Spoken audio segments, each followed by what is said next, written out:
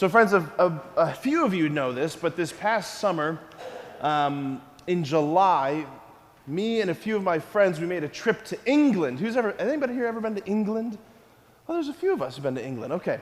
So we went to England. We stayed in Oxford, which was very, very beautiful, but there was a day that we went to London. I had an extraordinary experience when I was in London. I haven't told many people about this, but I want to tell you this. So we were sitting outside at this pub, and this car pulled up right next to the pub.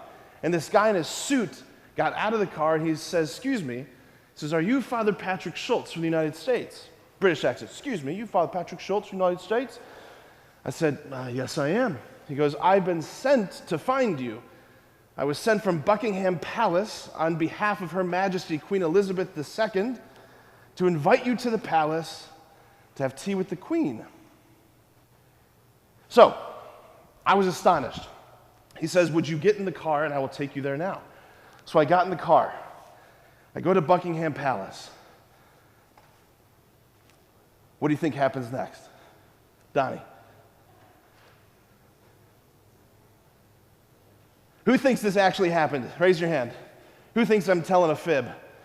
I didn't do this. Okay, I'm lying to you. Okay, I made the whole thing up. Okay, now, it would have been awesome though, right? That would have been an amazing story if that had happened. If I got to go to London and I got to sit at this pub and this guy pulls up, "Hey, I'd like to invite you to have tea with the Queen. Would you come with me?" I'd love to come and have tea with the Queen, right? Who doesn't love tea with the Queen? I would love to do that.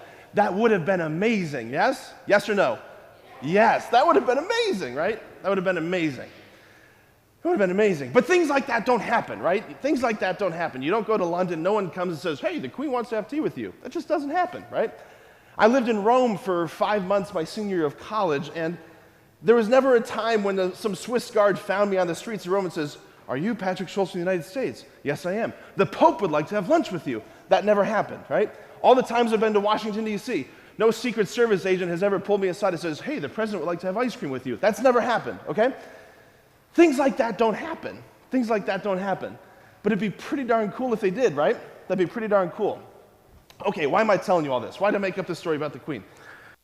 Because I want us to try and notice or realize how absolutely extraordinary it is that someone far more incredible than the Queen, than the Pope, than the President is inviting you to spend time with him. I'm speaking, of course, about God.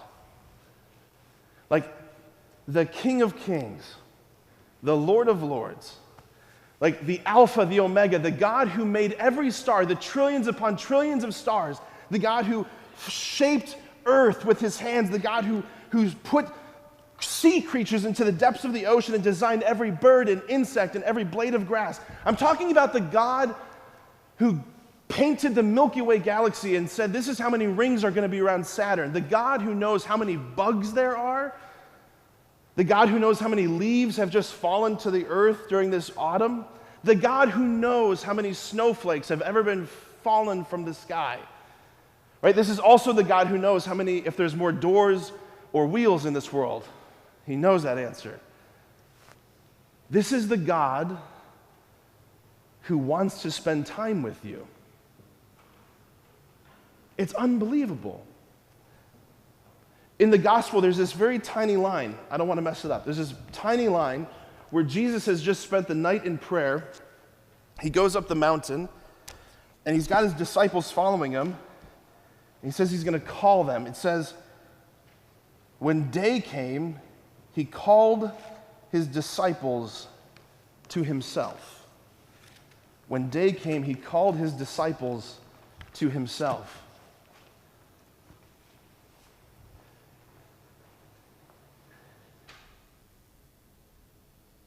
Jesus wants to spend time with you. This is the heart of Jesus, that he desires to spend time with you. Like the God, again, the God who is holding every bit of matter in existence, the God who has made all the planets, all the stars, saying, "Hey, you, I'd like to spend time with you." As I said at the beginning of Mass, this weekend our parish is celebrating solemn Eucharistic devotions where, again, the monstrance will be placed on the main altar here. for anybody in our parish to come and spend time with Jesus.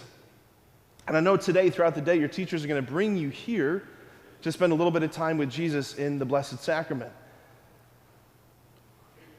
To do what?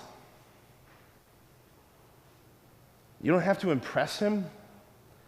You don't have to make yourself worthy of him.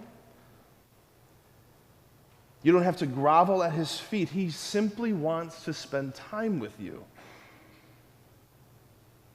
Like, he really loves you that much. He just wants to spend time with you.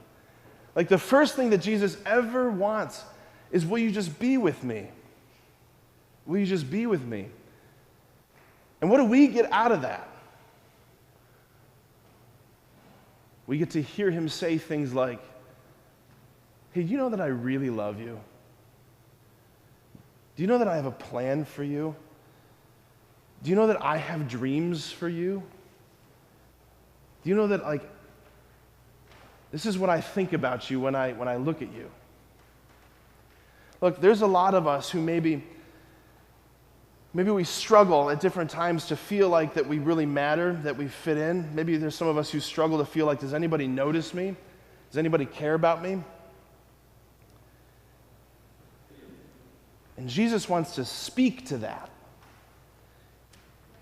And he speaks to that by saying, look, I just want to be with you. I find you that delightful. So friends, when you come here throughout the day today, you don't have to do much. You just simply have to be with him. Share your heart with him. Tell him about your day. Tell him about your hopes, your fears, your dreams, and then listen. It's okay just to sit in silence and just to be with him. Nothing has to happen big. It's okay just to be with him. It's just good to be with him. So that's what we're going to invite you into today. And that's the heart of God. I just want to be with you. Amen.